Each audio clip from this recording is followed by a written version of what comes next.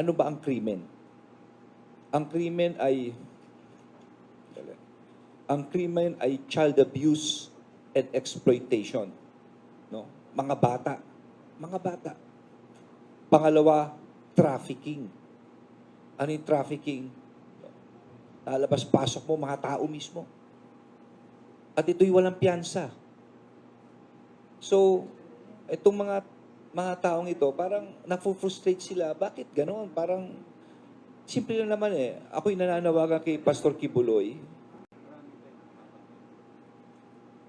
Alam nyo, ito naman ay warrant and we have to implement this. Kung talagang wala po kayong kasalanan, Pastor, meron tayong tinatawag na korte, no?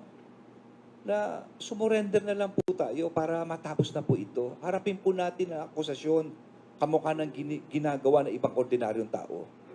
Dapat ganun ang mangyari. No? Pero sa nangyayaring ito, parang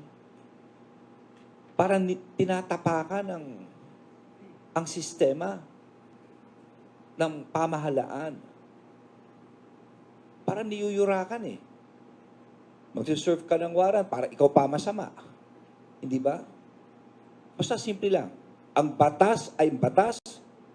Ang may kasalanan, mananagot. At yan ang gagawin namin, Pastor Kibuloy. Ngayon, simple lang.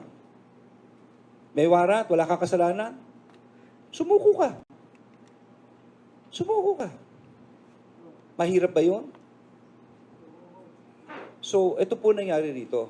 Kaya meron po kaming mga kaibigan na they're so frustrated about what's happening right now at gusto makatulong. Kaya nagbigay ng reward ng 10 million pesos. Last on my part, may monitoring ba na hindi pa naman nakakalabas sila ng bansa? Well, as of now, as per our intelligence, nandito lang sa bansa yan. Thank you.